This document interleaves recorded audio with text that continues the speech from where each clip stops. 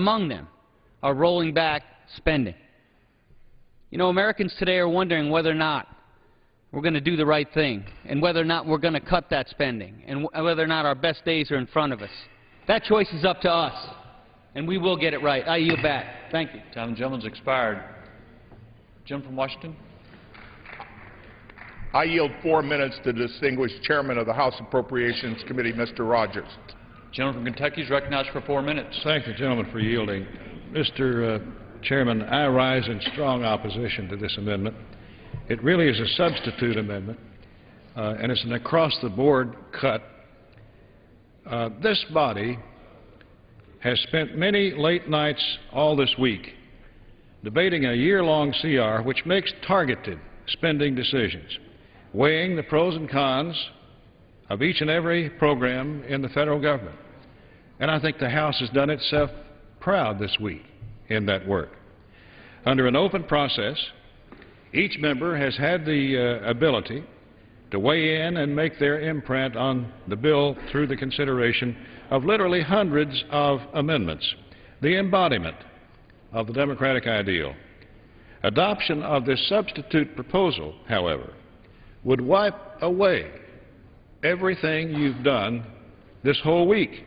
Every amendment adopted would be gone. Every calculated decision would be forgotten. Instead, the amendment would replace our hard-fought spending decisions by taking the easy way out, making no real decisions at all, punting the ball to OMB and the bureaucrats instead of making the decisions our electorate elected us to make. The across-the-board nature of the amendment's cuts provides no opportunity for discretion. It punishes or rewards without regard to merit.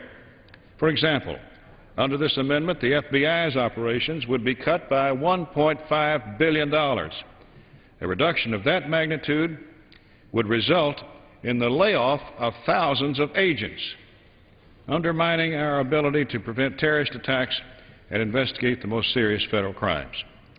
The amendment fails to include the $33 billion in DoD emergency funding for troops overseas, which was passed separately last year.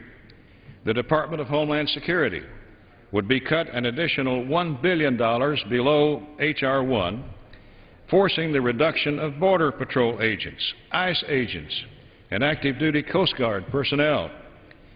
While activities important to our national security would be unduly cut, other wasteful programs, as well as programs that put a regulatory stranglehold on our economy, are rewarded simply because they exist. The Census Bureau would continue to receive funding at the decennial fiscal 10 level, even though their needs are significantly reduced in fiscal 11, giving Census Bureau a $4.5 billion slush fund with no reason for having it.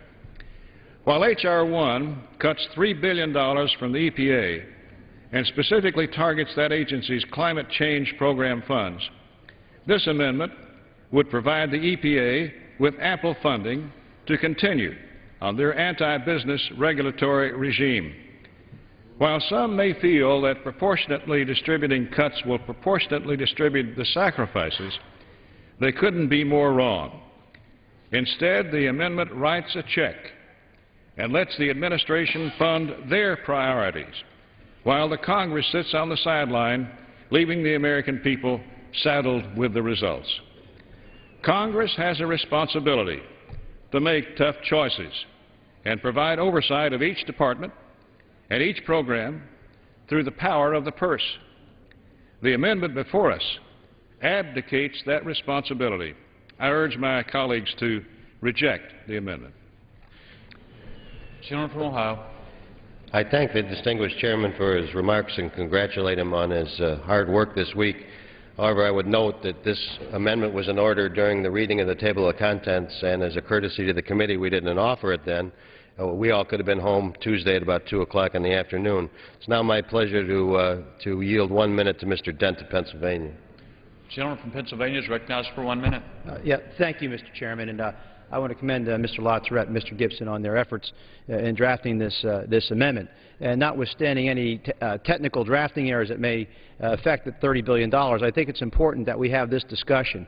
The intent of this amendment is to help restore funding to programs that have been zeroed out, and then better balance these cuts. Ordinarily, I agree with the Chairman and Mr. LaTourette that we would not want to engage in across-the-board cuts, but given where we are in this fiscal year 2011 process, I think we should embrace this policy, better balance these cuts in a way that I think is a bit more equitable, and use the fiscal year 2012 appropriations process for oversight to make further revisions, and then discuss zeroing out or in a more discriminating manner deal with those programs that should be cut even more substantially. But this amendment will help restore programs like LIHEAP and CSBG, CDBG, programs that have been substantially reduced, and others that have been zeroed out. So again, that's why I believe it's important that we adopt this amendment. Again, I commend Mr. LaTourette and Mr. Gibson for their effort. It does protect our folks in uniform.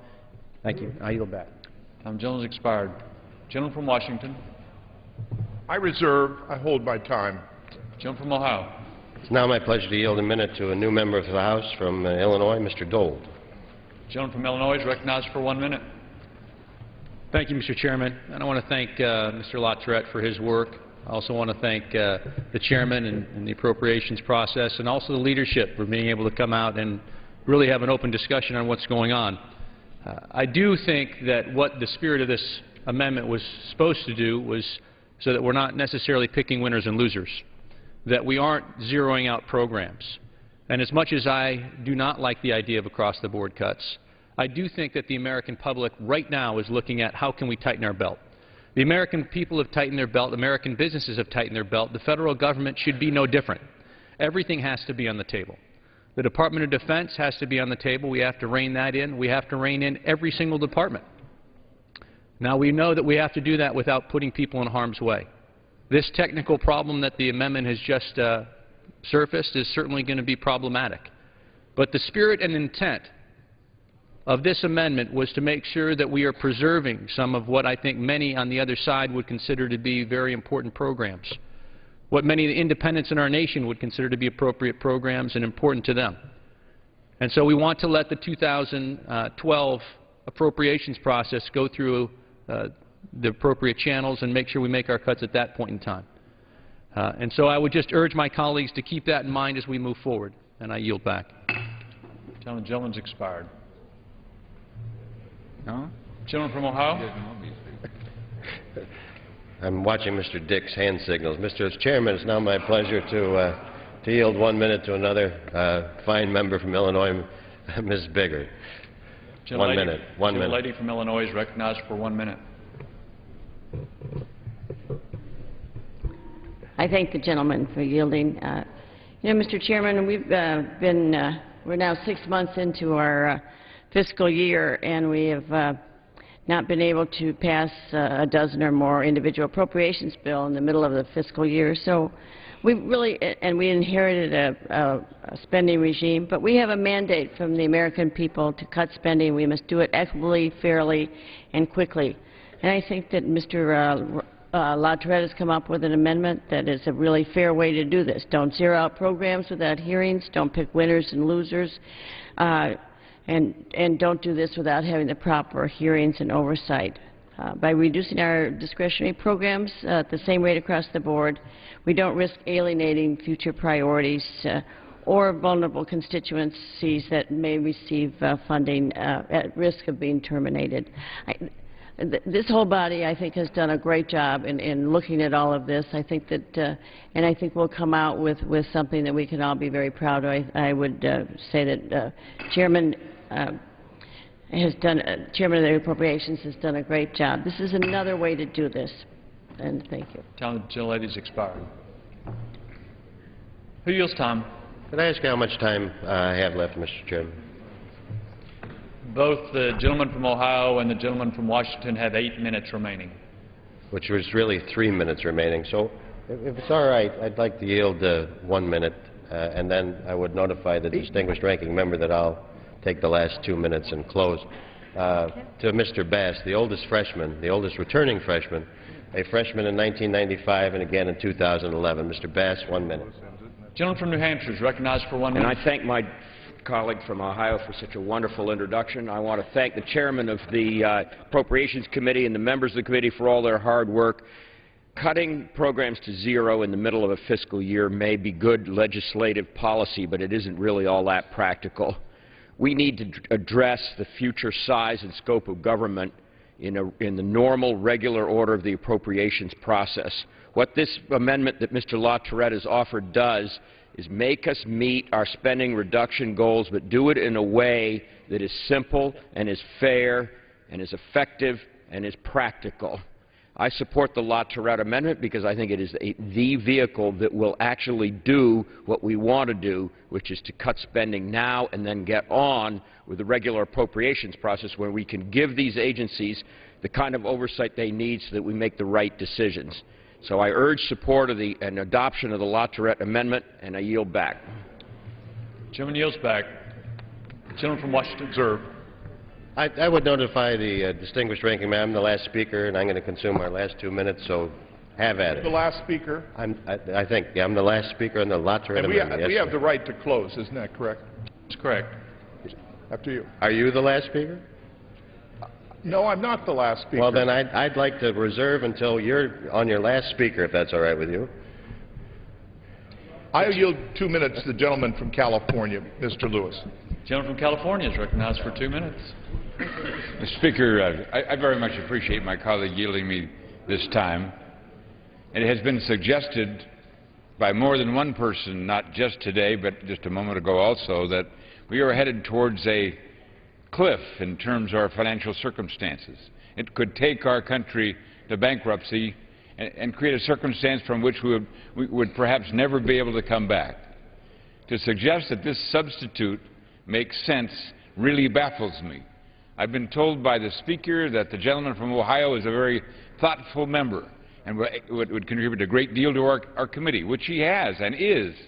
But across the board cutting in an effort to make sense out of our spending process makes no sense at all.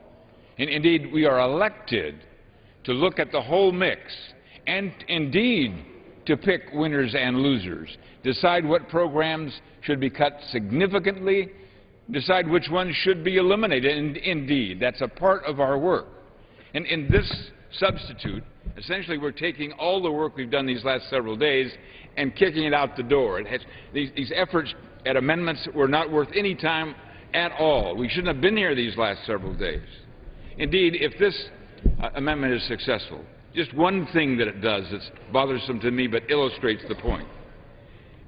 This amendment would provide $1 billion below the our CR in terms of homeland security. That is 2.6% lower in funding for those people who are protecting the border. To suggest that we can eliminate 1,000 of those people who are on the border by way of this substitute is ludicrous in my judgment. Indeed, it is our responsibility to select winners and losers. And this substitute is a waste of our time if we're serious about doing something about changing the direction of our country. So I would strongly oppose this substitute. The time of the gentleman has expired. Gentleman from Ohio. I thank you, Mr. Chairman. I have 2 minutes. Is that right? The gentleman has 7 minutes remaining. Well, I got 2 minutes, and so I'm going to yield myself the balance of the time. I certainly don't wish to waste anybody's time, but, you know, I've sat through a lot of interesting debate over the last 3 or 4 days, and my time's been wasted plenty with silly things like not wanting to pay for the repairs at the White House, but we went through that exercise today. This was a serious attempt to talk about shared sacrifice and the belief that in some parts of the country some programs are more popular than others. And so our belief was if we're going to have shared sacrifice, everybody should be in the game. We shouldn't pick programs that Republicans like and keep them, and programs that Democrats like and be done with them. Now, I do want to take 1 second to talk about this defense number because I drafted this thing, and I'm not the sharpest knife in the drawer, but I got to tell you, it was never our intent to not carry over the emergency supplemental. The information that we had is that the language that we have included in the substitute did, in fact, by indicating that we were not dealing with emergency spending and referencing Section 423 of the supplemental accomplished that purpose. I'm told by much brighter people than I that we didn't do that, and so I apologize for that drafting error. But having said that, let me tell you, I'm not going to apologize for taking 20 minutes out of 80 hours or whatever we had here to talk about the vision of some people on our side that we don't think that this bill represents shared sacrifice. In Cleveland, Ohio, people listen to the radio and some of them like to listen to NPR. We don't think that that should be zeroed out. In Cleveland, Ohio, some people value the arts, and we don't think that there should be a tremendous cut to the National Endowment for the Arts. In Cleveland, Ohio, we build our communities with the Community Development Block Grant, and we don't think it should get a 66% cut. We happen to value as Americans the Food for Peace program, which not only feeds hungry people all across the world, but is really the last bastion. We're going to talk about jobs around here. The Merchant Mariner, it's one of that Merchant Mariner's lifelines for employment. So I don't make any apologies for taking 20 minutes out of your busy lives to talk about this vision and why some of us wish that both sides would get together, not have the sacred cows that keep us from reaching conclusion on this thing, and work this thing out. I guess I'm apologizing for being the last person, but in light of the defense number, I don't want to put my young lambs at risk of some stupid political ad that they sponsored something that cut $33 billion from the Defense Department of this great country, and therefore, Mr. Chairman, I ask unanimous consent that I be permitted to withdraw the amendment. Is there objection? Without objection, the amendment is withdrawn. I made that up. Pursuant to Clause 6 of Rule 18, proceedings will now resume on those amendments printed in the congressional record on which further proceedings were postponed in the following order. Amendment number 273 by Mr. King of Iowa, amendment number 154 by Mr. Burgess of Texas. The Chair will reduce to 2 minutes the time for any electronic vote after the first vote in this series. The unfinished business is a request for a recorded vote on amendment number 273 printed in the congressional record and offered by the gentleman from Iowa, Mr. King, on which further proceedings were postponed and on which the noes prevail by voice vote. The clerk will redesignate the amendment. Amendment number 273, printed in the congressional record, offered by Mr. King of Iowa. Recorded vote has been requested. Those in support of the request will rise. A sufficient number having arisen, a recorded vote is ordered. Members will record their vote by electronic device. This is a 15-minute vote.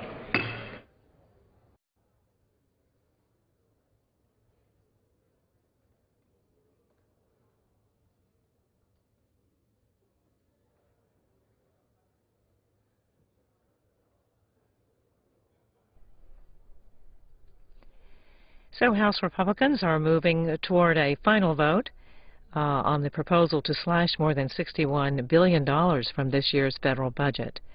This is the first of 3 amendments, and it would prohibit funds to be used for prevailing wage projects.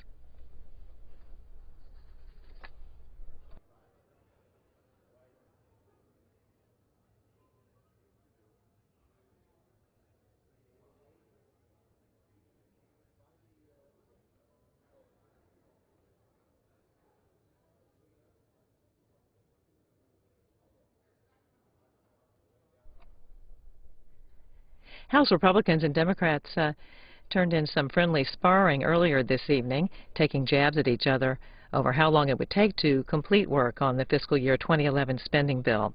And after a series of votes, House Majority Leader Eric Cantor and House Minority Whip Steny Hoyer reached an agreement to shorten consideration of each of the amendments to 6 minutes instead of 10. Most of the House cheered, except for Representative Barney Frank of Massachusetts. In the end, no one agreed to shorten the debate time, but here's some of that exchange for you.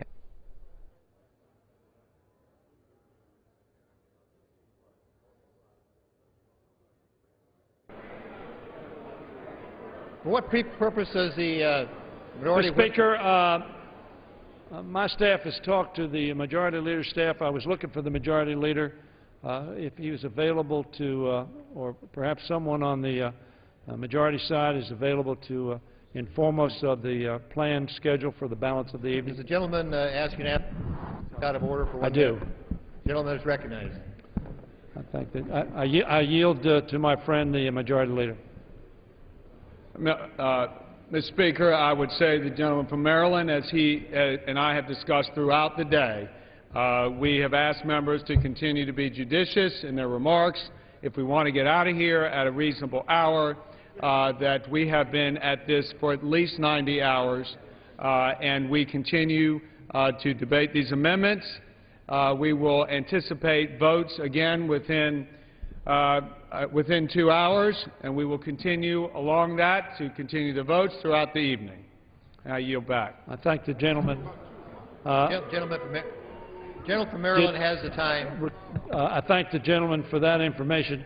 As I understand what the gentleman just said, we'll probably have the next series of votes approximately midnight. Would the gentleman have in mind when the next series of votes would be after that?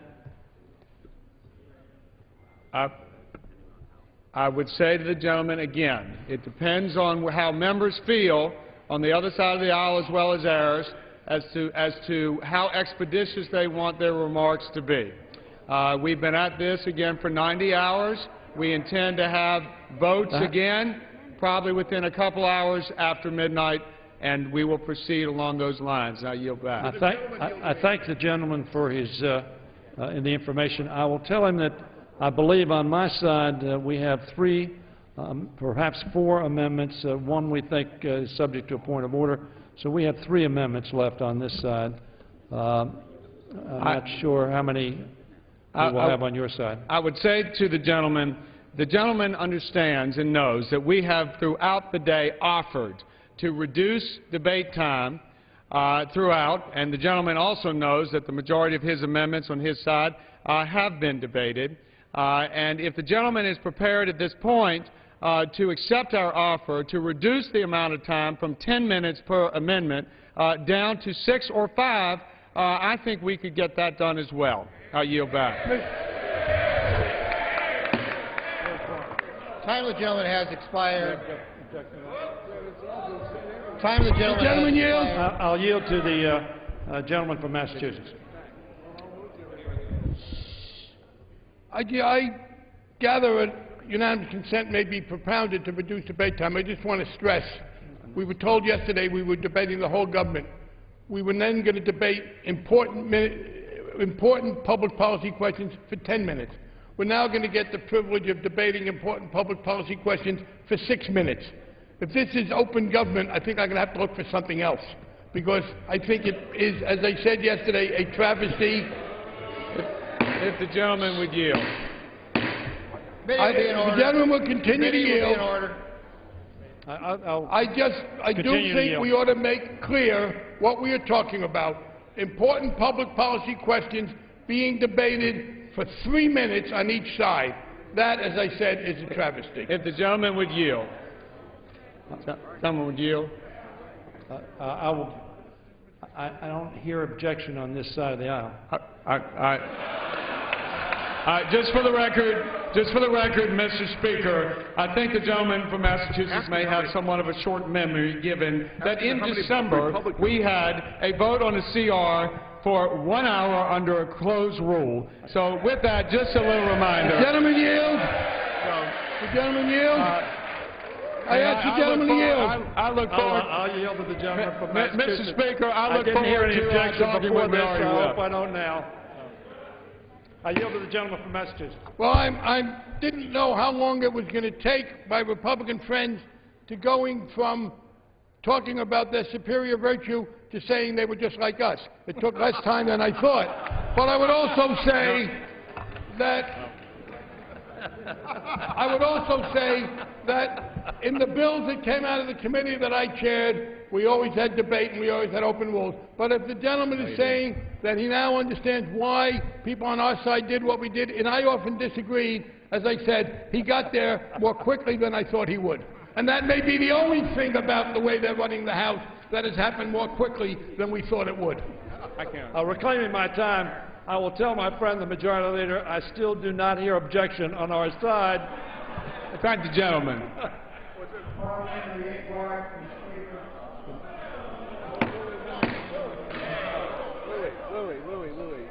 I was just going to ask what he said. I didn't understand. I'm sorry. Did he object? No. Did he object? No. Yield back. Thank you, Mr. Speaker. I yield back.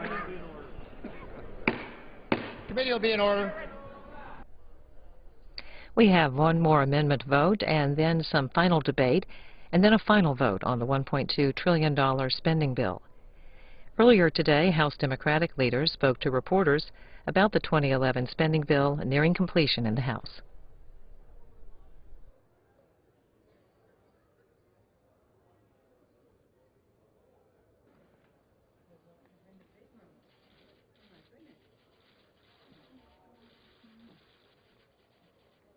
Good afternoon. Oh, wow. Good afternoon. As we gather here this afternoon, we are in the 6th week of the new Republican majority, and we have yet to see congressional Republicans address the country's #1 priority. They have not put forth one jobs bill to create one job. And Democrats and the American people have been repeating a simple refrain: show us the jobs. Now the GOP is not just ignoring jobs, they're cutting them. Today we continue to debate a Republican spending bill that cuts jobs, weakens the middle class, and does not reduce the deficit. The bill will destroy 800,000 American jobs, according to the Economic Policy Institute. It will increase class sizes and take teachers out of the classroom. Can you imagine? What does this mean to people across the country? It means the class size in your school may be, the number may be increased. My own granddaughter told me that was not a good idea when she was 11 years old. Now she's 12, and she still doesn't think it's a good idea. It will jeopardize homeless veterans, make our communities less secure, threaten America's innovation, and all the Republicans can say about this: loss of jobs, larger class size, problems for America's homeless vets, and the rest. So be it. From the beginning, Democrats have said we will measure every proposal by 3 tests. Does it create jobs? Does it reduce the deficit? Does it strengthen the middle class? This continuing resolution fails on all 3 scores. And it's long past the time when we must work together to create American jobs. Job creation and American growth must be our top priority. Instead, in recent days, we've heard talk of a government shutdown. Let's remove all doubt. We all have a responsibility to make sure that there is no government shutdown. The last thing that American people need is for congressional Republicans or Democrats to draw a line in the sand that hinders keeping the government open. Closing our government would mean our men and women in uniform wouldn't receive their paychecks, and veterans would lose critical benefits. Seniors wouldn't receive their Social Security checks, and essential functions from food safety inspection to airport security could come to a halt. When President Bush was in office and I was Speaker, we met with then Minority Leader Boehner and the representatives of the administration to solve critical issues facing our nation, negotiating a stimulus package a couple of years ago, now almost 3, to help America's middle class, and a financial package to save the economy. We're on the brink of a financial disaster. We worked with the administration and with Mr. Boehner to halt that steep fall that our financial institutions was about to take. We didn't like having to do that. It wasn't our Democrats didn't create the problem. It was President Bush's solution. The Republicans didn't want to vote for it.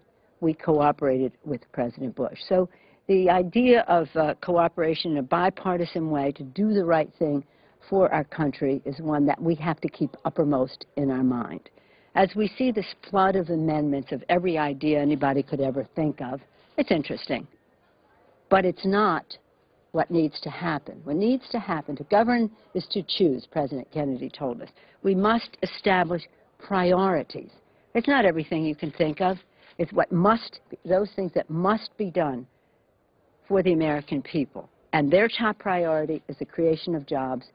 We must have a continuing resolution that does just that. Make it a priority for job creation, deficit reduction, and strengthening the middle class.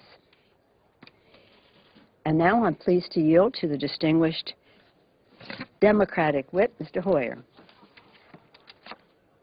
Thank you very much, Madam Leader. We have, as the Speaker indicated, been here for 2 months.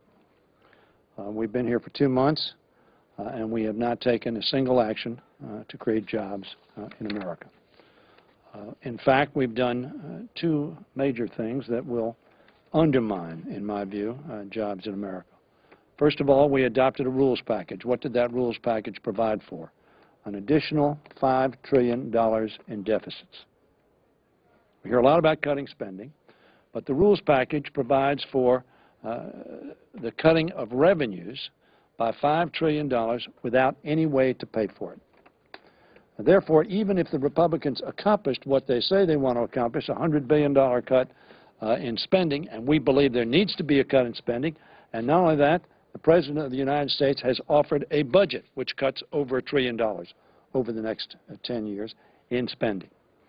The fact is that the Republicans have now offered a continuing resolution which puts us in hole. We've said we want to out-educate, out-innovate, and out-invest and build our competitors in the global marketplace. In terms of out-educating, the Republicans have offered a substantial cut in education. They've made it tougher for young people to go to college, for families to be able to afford for their kids to go to college, for 200,000 teachers to be kept on teaching our children in America. They have cut 20,000 researchers from the National Science Foundation, undermined our ability to innovate and compete in the global marketplace. And as Tom Donahue, the President of the United States Chamber of Commerce, has observed, they have cut investment in infrastructure, which would have created tens of thousands of jobs. So that, like the Democrats who came into office,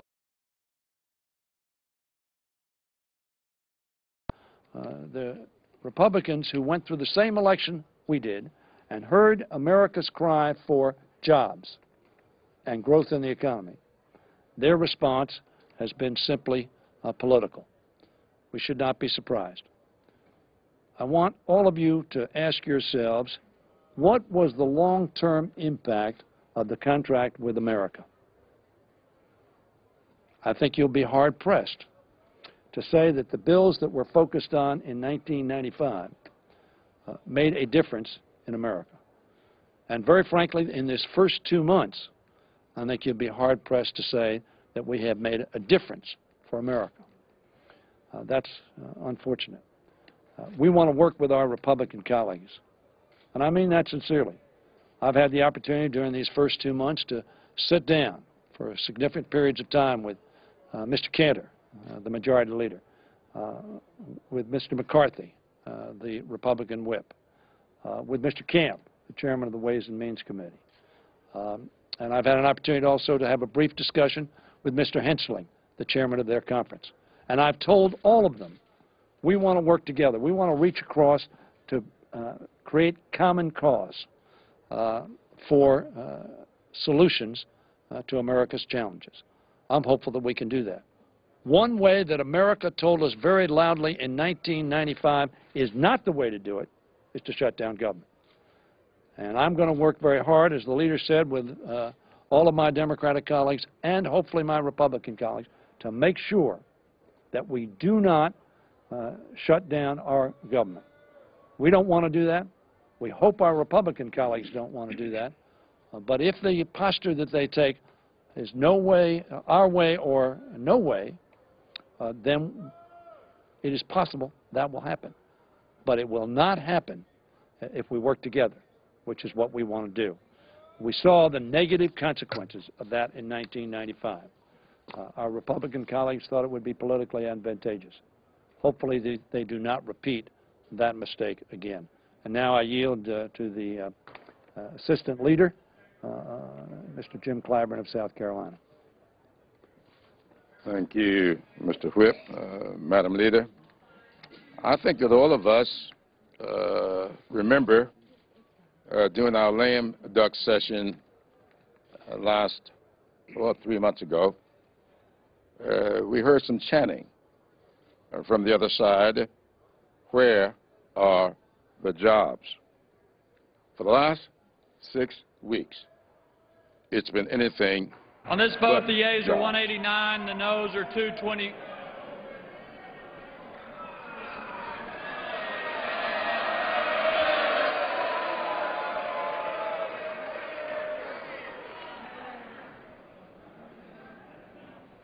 Mr. Waxman.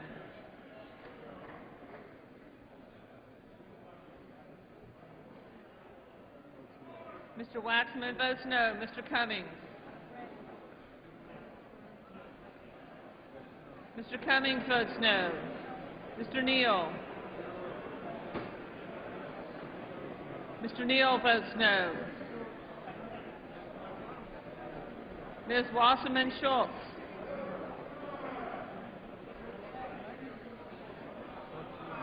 Ms. Wasserman Schultz votes no. Mr. Reichert.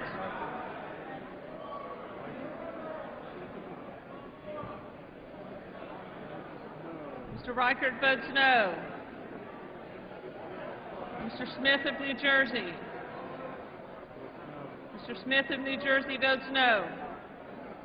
Mr. Cuellar. Mr. Cuellar votes no. Mr. Cardoza. Mr. Cardoza votes no. Mr. DeFazio. Mr. DeFazio votes no. Mr. Langevin.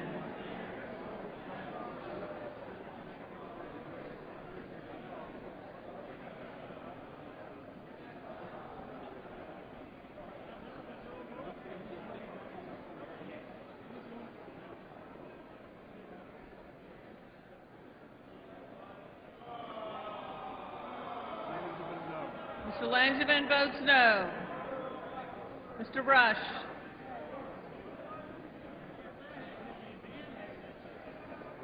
Mr. Rush votes no. Ms. Capps. Ms. Capps votes no.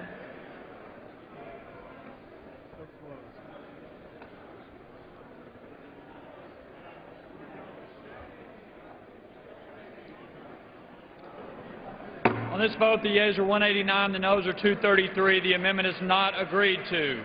The unfinished business is a request for a recorded vote on amendment number 154, printed in Congressional Record and offered by the gentleman from Texas, Mr. Burgess, on which further proceedings were postponed and on which the ayes prevail by voice vote. The clerk will redesignate the amendment. Amendment number 154, printed in the Congressional Record, offered by Mr. Burgess of Texas. Recorded vote has been requested. Those in support of the request will rise. A sufficient number having arisen, a recorded vote is ordered. Members will record their vote by electronic device. This is a 2-minute vote.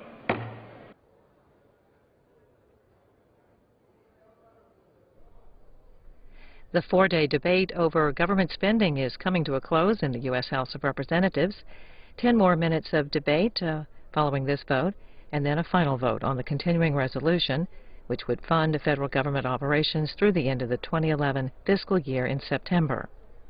31 additional amendments were added to the spending bill, were passed today. A number of the amendments approved on Friday would block federal funding for the implementation of the new health care law. One from Montana Republican Denny Rehberg would prohibit the Labor and Health and Human Services Departments from spending any money for the rest of the fiscal year 2011 on the health care law. Republican Steve King of Iowa, he offered 2 amendments, one banning any federal funding from implementing the law, and another to ban the salary of any federal employee to implement the law.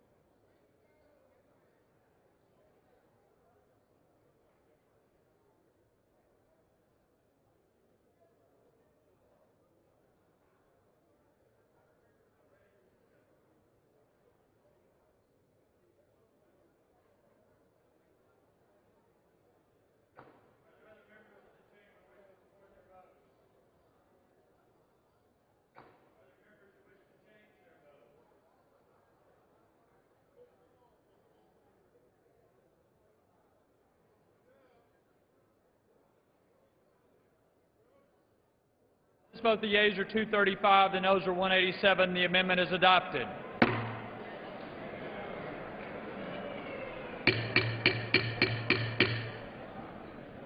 Committee will be in order.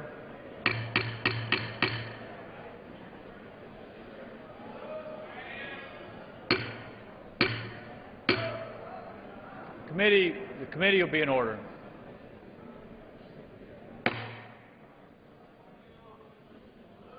The clerk will read the last two lines of the bill. This act may be cited as the full-year Continuing Appropriations Act 2011.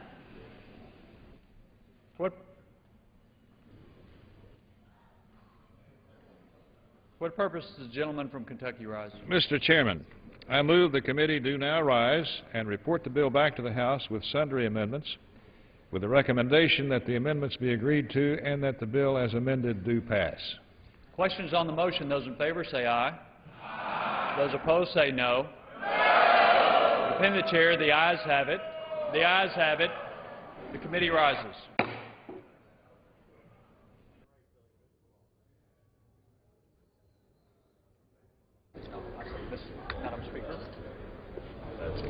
Madam Speaker. Madam Speaker, the Committee of the Whole House on the State of the Union has had under consideration H.R. 1, and pursuant to House Resolution 92, I report the bill back to the House with sundry amendments adopted in the Committee of the Whole.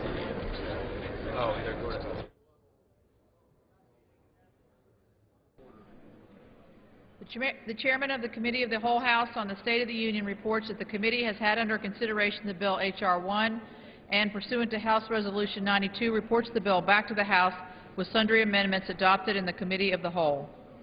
Under the rule, the previous question is ordered. Is a separate vote demanded on any amendment reported from the Committee on the Whole? If not, the Chair will put them on gross. The question is on the adoption of the amendments. Those in favor, please say aye. Aye. Those opposed, please say no. No. The ayes have it. The amendments are adopted. The question is on engrossment and third reading of the bill. Those in favor, please say aye. Aye. Those opposed, please say no. No. The ayes have it. Third reading. Madam Speaker. Appropriations for the Department of Defense and the other departments and agencies of the government for the fiscal year ending September 30th, 2011, and for other purposes. For what purpose does the gentleman from New Mexico rise? I have a motion to recommit at the desk. Is the gentleman opposed to the bill? I am opposed in its current form. The gentleman qualifies. The clerk will report the motion. Mr. Heinrich of New Mexico moves to recommit the H.R. 1 to the Committee on Appropriations with instructions to report the same back to the House forthwith with the following amendment. At the end of Title 8 of Division B, insert the following section. The amounts otherwise provided by this Act are revised by reducing the amount made available for Department of Education, Departmental Management, Program Administration, and increasing the amount made available for Department of Education, Student Financial Assistance, and the amount made available under such heading for Subpart 1 of Part A of Title 4 of the Higher Education Act of 1965 by $39 million. Does the gentleman from Kentucky seek recognition? I reserve a point of order on the gentleman's motion. The point of order is reserved. The gentleman from New Mexico is recognized for 5 minutes. Madam Speaker, Americans need jobs. Up until now, Republicans have ignored this problem, and now they're making it worse. Our nation's large and unsustainable budget deficit is staring us in the face. But it is at critical moments like this when we must approach our nation's greatest challenges with responsibility and prudence.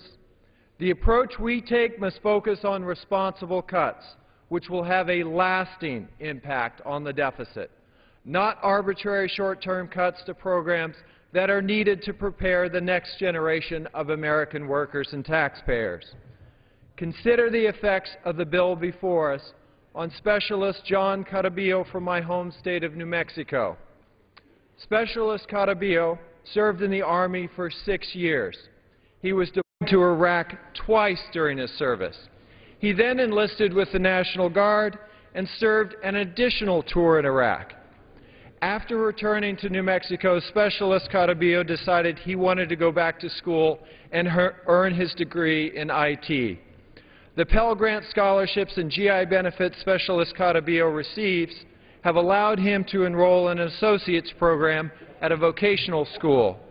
When he graduates, he hopes to find an IT job at Kirtland Air Force Base. The Republican bill would cut Specialist Carabillo's Pell Grant scholarship. This cut in his financial aid means that he'll have to take fewer courses this year and graduate later, try to take a loan he can't afford, or drop out of school. Specialist Carabillo is not alone. If students who rely on college aid from the Pell Grant program drop out of school, America runs the risk of dropping out of the first place in the world economy. This motion to recommit would be a down payment to restore Specialist Carabillo's future. Simply put, this motion to recommit would transfer funds from the Department of Education administration to fund Pell Grant scholarships at the current level. My amendment to restore these scholarships won't add a penny to the deficit. In fact, this MTR is paid for by cutting... The gentleman suspend. The House is not in order. The gentleman deserves to be heard. This MTR is paid for by cutting salaries and expenses at the Department of Education and takes them back to fiscal year 08 levels. So this motion to recommit calls on the House to make a choice. Do we want responsible, measured spending cuts or reckless ones? Do we want cuts to come at the expense of middle-class America or corporate special interests? Do we want a weaker America that cuts education, or a stronger America that competes and wins in the global economy? On whose side are we on? We say we're on the side of American jobs. We're on the side of American education. We're on the side of working families and their sons and daughters. I urge my colleagues to vote yes on this motion to recommit, and I yield back the balance of my time.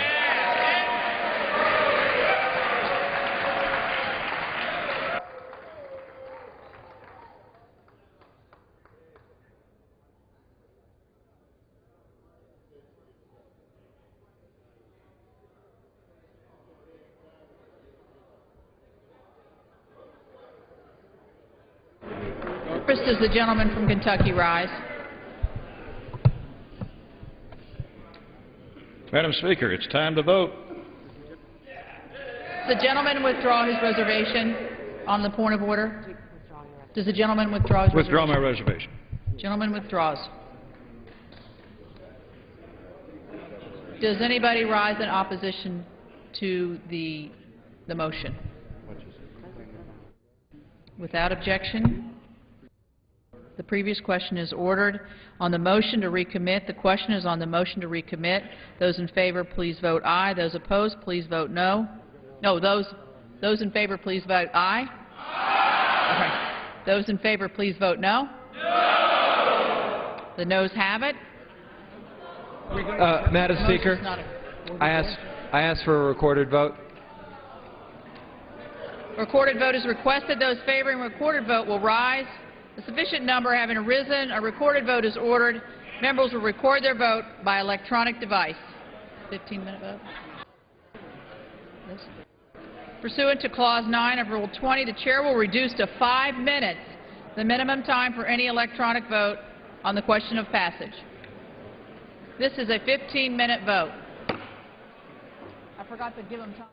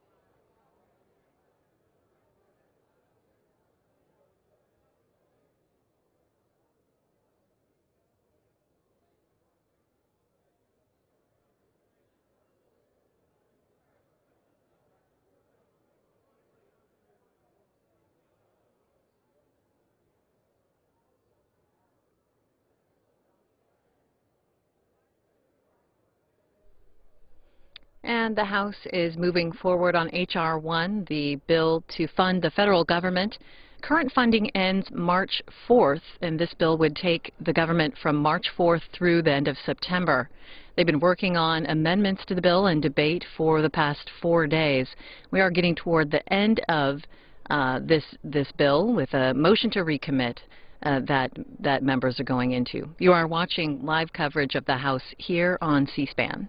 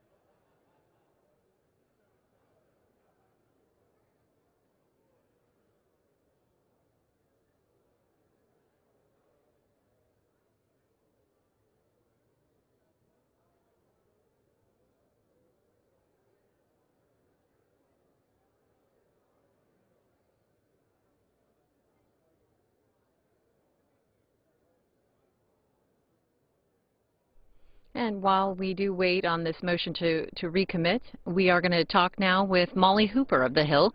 She joins us to talk about the House getting to a final vote on the funding bill after nearly 65 hours of debate spread over 4 days. Molly, the House is about to vote on final passage. Would it fund the federal government through September? Is this bill going to pass? And Molly, can you hear me? Molly, can you hear me? We will try to get with Molly Hooper of the Hill shortly. And in the meantime, just to let you know, they have been going through about 65 hours of debate. 159 amendments have been considered. The bill will, after it leaves the House here, head to the Senate for approval and, of course, the President's signature to become law. We're bringing you live coverage from the House floor here on C-SPAN.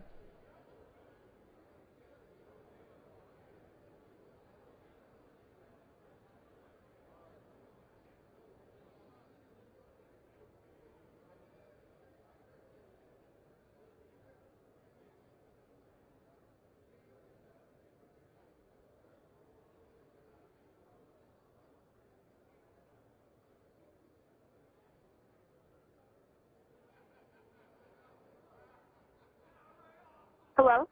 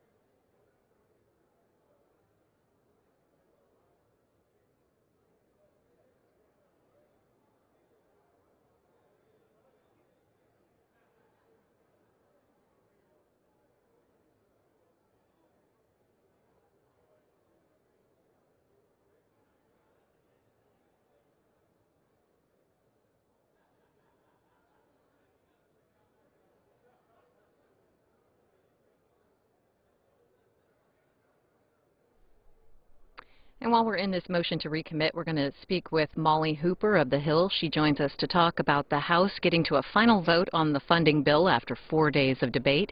And Molly, are you there? I am here. Can you hear me? I can hear you a little bit there. Let's see. The House is about to vote on final passage of the bill. It would fund the federal government through September. Is this bill going to pass? Yes, I believe that it is going to pass. And I heard the intro to the segment, and yes, it's been 65 hours of long debate, 4:20 in the morning, and of course, several reporters have been up here covering it all the way through, and we're just as tired as all the Congress people out there who've been doing this as well. Are you watching any particular group of members to see how they're going to vote? Well, you know, the one group of members that people were looking at in the beginning, of course, were the freshmen, the Republican freshmen, the 87. But, you know, basically they were sort of taken care of when last week GOP leaders were able to appease their concerns for that would make sure that this continuing resolution would cut $100 billion from the president's FY 2011 budget. Right. The debate now has been stretching over 4 days. Why did it take so long to get through this debate? Well, Speaker Boehner, when he came into power in the beginning of January, he said, you know, I want an open process, so I'm going to allow unlimited amendments on the continuing resolution. This is something that has not been done. We haven't seen this before. In fact, this evening, last night, at about 9 o'clock, Speaker Boehner was talking to some reporters just off the floor, and he was saying this is the first time that this has ever happened on the House floor in his decades of serving as a member, and so with unlimited amendments, the leaders received maybe more than 500 amendments that eventually were whittled down to just over 100, and with each amendment having towards the beginning unlimited debate, that's why it took so long. Do you think there are any regrets about putting the bill forward with this open amendment process? No, actually, I think that everyone up here on Capitol Hill, or at least on the House side, it was almost kind of a therapeutic release, I've heard members say, because, as I said, for the first time in a very long time, there's been a more open process where members of both parties could offer amendments. Over the past 4 years, it's under the Democratic control, the House rule has been usually very, very closed, allowing for only certain amendments. But now, with all members having the opportunity to amend the bill, I think that they really enjoyed having that opportunity.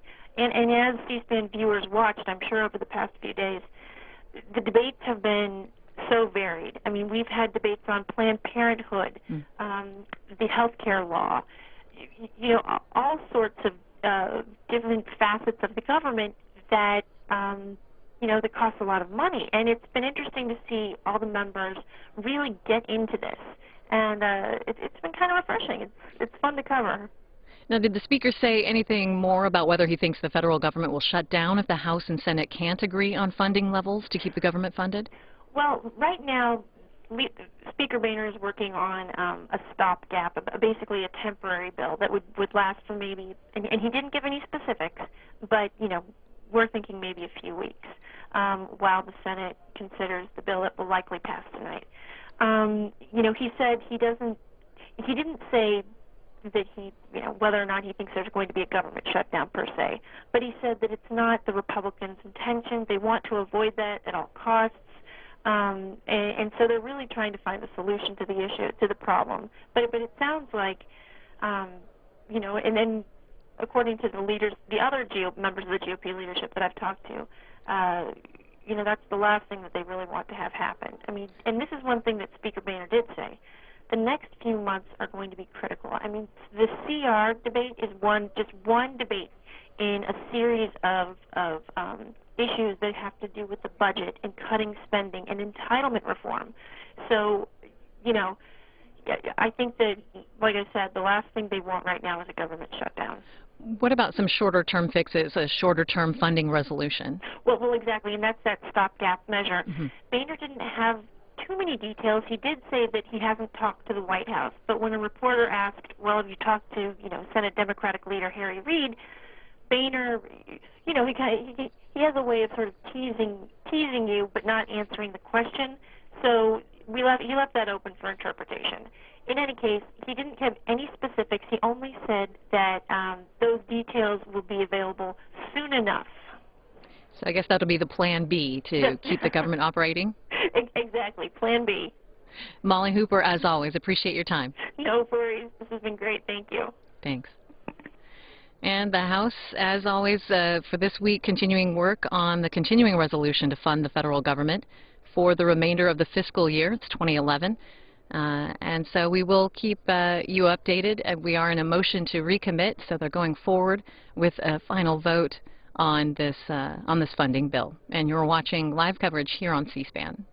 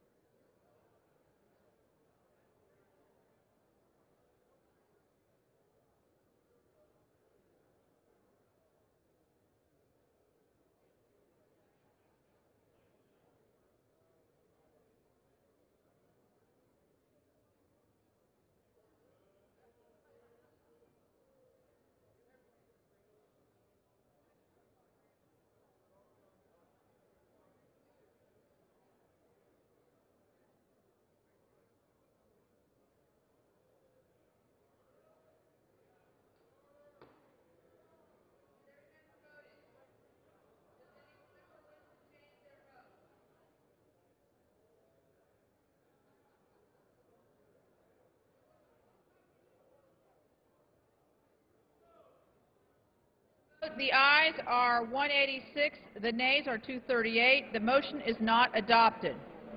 For what purpose does the gentleman from Washington rise? Madam